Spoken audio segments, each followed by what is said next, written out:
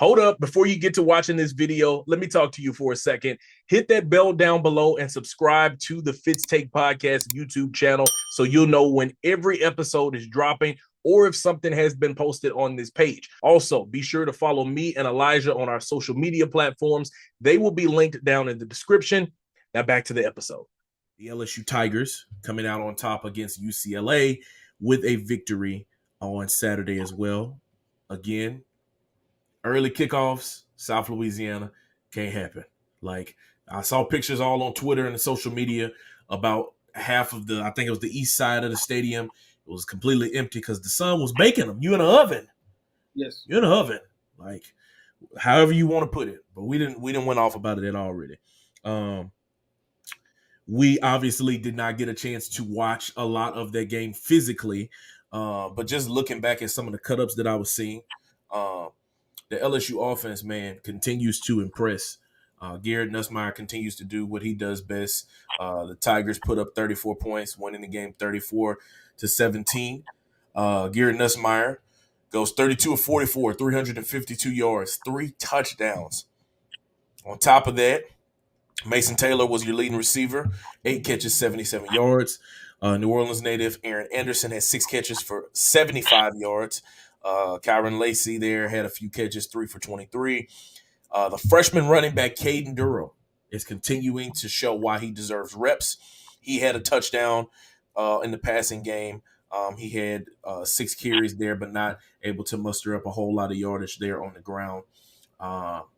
But as we were looking at the game going into the half, UCLA scored a touchdown there at halftime to tie it up at 17. They get shut out in the second half. Elijah, ultimately, how far will LSU be able to go if their defense cannot necessarily, if they can't buckle down? Like, yes, you're going to give up points.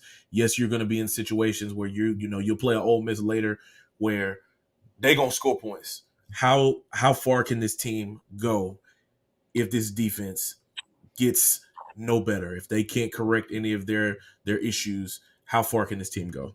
They'll be over 500, but they're not going anywhere. They're not going where we think they can be, like in the college football playoff. But what you just said, something that just keep you in mind. Kareem Jackson and Durham. Caleb Durham. Caleb Jackson. Correct. Caleb Jackson and Durham, right? I think with these two heads, this two-headed monster that you have on offense, which I know with Garrett Nussmeier's, the more he throws, the stronger he gets. But if I have a proposition for Brian Kelly, let's just keep running the ball so we can keep this defense off the field. If we run the ball, we won't have to worry about seeing them give up 7 points all the time. Think about this for a second. If you got Durham, who had a heck of a game in South Carolina, had a pretty good game yesterday, out the backfield with 40 yards receiving and 14. He only had 14 yards rushing, but again, he's still a freshman, still learning. But then you have Josh Williams, who's already proven, will give you 13 for 62 and give you a touchdown.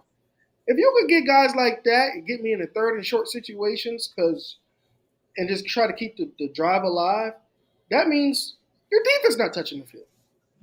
And if you don't want your defense to touch the field, I think he should change that thing of let's throw the ball first mentality and let's play off the play action.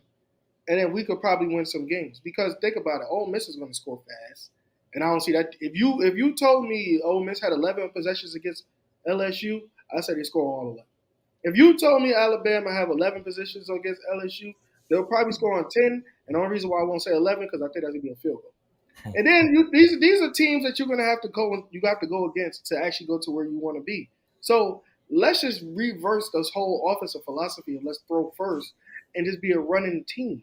Because you see that you have a two-headed monster back there. Really, you could be a 3 with Jackson, and you can actually just play off that and have a play action with Garrett. Because you got Kyron still out there, you got Thomas that's still out there. You got a lot of guys out there, Aaron Anderson out there. So, and you got Mason Taylor coming out with the flats. Why not?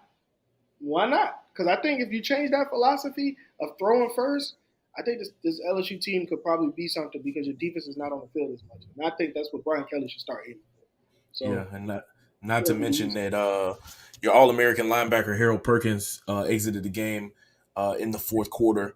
Right knee injury. We don't know exactly what it's going to be, but he limped off the field, and he did not return. So, they're going to be doing testing and things, and we'll probably have a better answer from him after this episode drops. So, as we're recording this, we do not know what is the status of Harold Perkins. But Brian Kelly had a quote there in post game where he said, talking about the defense in the first half, he said, "Wish we were cleaner in the first half. The mistakes are maddening. Those are the guys we got. There's nobody getting traded. We're going to keep working with them, and they're going to turn the corner." So, obviously, as a head coach, your job is to have belief in your guys and to believe that they can get it done. Same way, like what we said with the Cajuns about tackling. They just going to have to tackle better. That's the thing about the college ranks that differs from the NFL. Like, if a guy isn't playing well, you can go in free agency and sign somebody that can play better and cut him. You can't do that in college. So this LSU defense is going to have to bow their neck.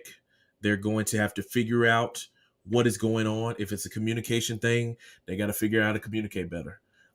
If it's a tackling thing, then they got to wrap up and drive the man backwards. If it's being out of position, you need to be where you are.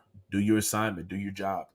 That's what it normally is going to boil down to. Now, offensively, I am a big run game guy, as y'all know, but with the amount of offensive weapons that you have at your disposal passing, I'm not against being a pass first concept team, but I would like to see it where your run game complements that. Like, there are ways that you can turn some of your passing plays, which LSU does that. That's why you got a guy like Aaron Anderson. That's why you have a guy like, Xavier Thomas. He scored the first touchdown of the game on like a little jet return motion type of play. Using plays like that to be able to mix and match in moments where, if your run game isn't hitting, all right, let's go with a jet sweep. Let's go with a motion return. Let's go with a bubble screen. Let's go with a now screen and things like that to be able to add into your bag as well. But yeah, like offensively, I think that the team is as good as it's going to be. They're going to give you a 30, 40 point output.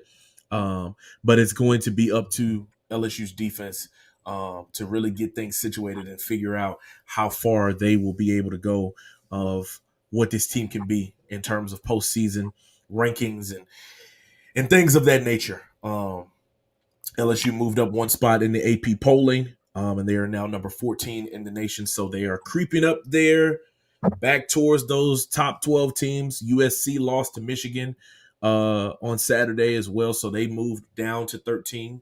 So now they're kind of sitting there in a position where, you kind of want USC to lose, because as long as they keep winning, they're going to be above you because they have the win over you. So the AP pollings and probably the college football playoff pollings are going to always keep them above you because they have that win over you.